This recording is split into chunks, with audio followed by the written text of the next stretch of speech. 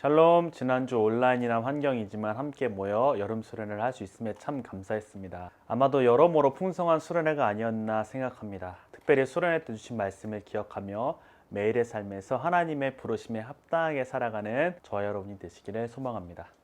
2주 전 말씀을 통해 하나님이 함께 하신 인생에도 위기가 찾아온다는 말씀을 나누었습니다. 그렇기에 우리에게 중요한 것은 우리에게 놓여진 상황과 환경이 아닌 우리가 하나님과 동행하는 삶을 살고 있는가입니다. 하지만 어느 누구도 인생에 찾아오는 어려움이 반갑지는 않을 것입니다. 하나님께서 나를 사랑하신다면 왜 나를 이렇게 어려움 가운데 내버려 두십니까? 라고 질문할 수도 있습니다. 다윗은 어땠을까요? 이스라엘의 왕 사울의 시기심으로 인해 그의 인생에 어려움이 찾아옵니다. 사울을 섬기고 있는 자신에게 갑자기 창이 날아옵니다. 또한 이방인의 손에 죽게 하려고 전쟁터로 내몰리기도 합니다. 하지만 다윗을 해하려는 사울의 행동은 여기서 끝나지 않습니다. 사무엘상 18장에 이어 19장에서도 사울은 계속해서 다윗의 생명을 노립니다. 끊임없이 찾아오는 위기 연속에 놓인 다윗은 이 어려움을 어떻게 헤쳐나갈 수 있었을까요? 감사하게도 계속된 위기 상황에 다윗을 돕는 이들이 있었습니다. 먼저는 사울의 아들 요나단이 다윗을 도왔습니다. 요나단은 다윗이 골리앗을 물리친 순간부터 다윗과의 깊은 우정 관계가 되었습니다.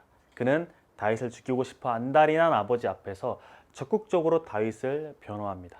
하지만 또다시 사울의 마음이 변하죠. 그리고 앞서 말한 것처럼 또다시 다윗에게 창을 던집니다. 사울은 자신의 창을 피하여 집으로 도망친 다윗을 잡으러 그날 밤 부하들을 보냅니다. 그리고 다음날 죽이라고 명령을 하죠.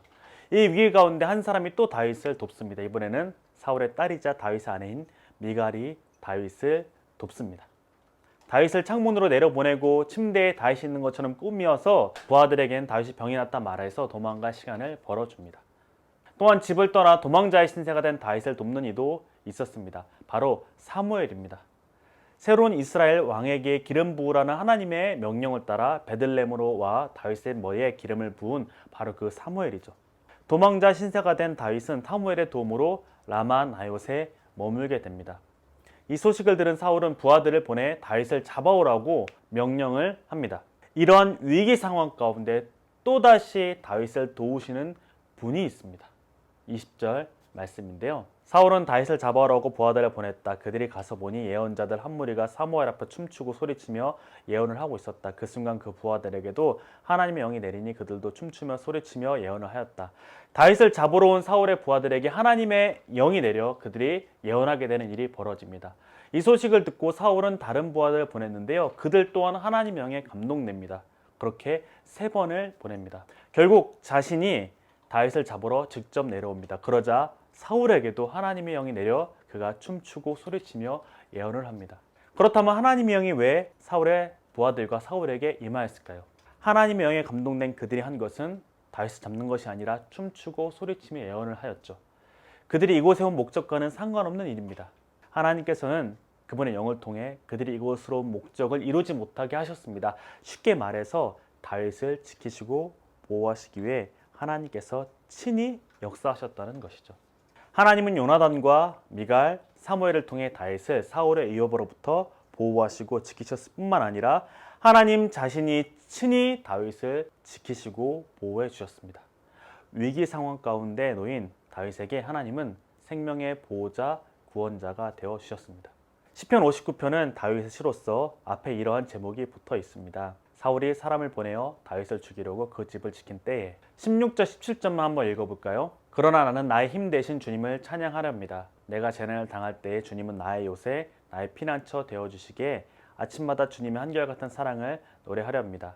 나의 힘이신 주님, 내가 주님을 찬양하렵니다. 하나님은 내가 피할 요새, 나를 한결같이 사랑하시는 분. 아멘. 다윗은 알았습니다. 위기 상황 가운데서도 하나님께서 자신을 지키시는 분이심을, 하나님이 나의 요새시며 피난처 되어주시는 분이라는 사실을 알았습니다. 그렇게 다윗이 할 수 있는 것은 바로 하나님을 향한 찬양의 고백이라는 것을 알 수 있습니다. 우리의 삶에도 위기가 찾아올 수 있습니다. 하지만 하나님은 여러분을 지키고 보호해 주실 것입니다. 때로는 나의 주변의 누군가를 통해 우리를 보호하실 것입니다. 상황과 환경을 통해 우리를 보호해 주십니다. 하나님은 우리의 요새요 피난처가 되어 주시는 분이십니다. 위기와 어려움 우리 모두 피하고 싶죠. 하지만 이러한 시간을 통해 믿음의 사람들은 하나님의 도우심을 경험합니다. 그리고 요셉시오 피난처 되시는 하나님을 경험하게 되죠. 그리고 결국 하나님만을 의지하게 됩니다. 그렇게 어려움은 우리를 믿음의 사람으로 성숙시키는 과정이요, 온전한 하나님의 사람이 되어가는 길입니다. 인생의 어려움을 만날 때에 하나님을 의지하며 도우시는 하나님의 은총을 경험하는 저 여러분이 되시기를 기도합니다.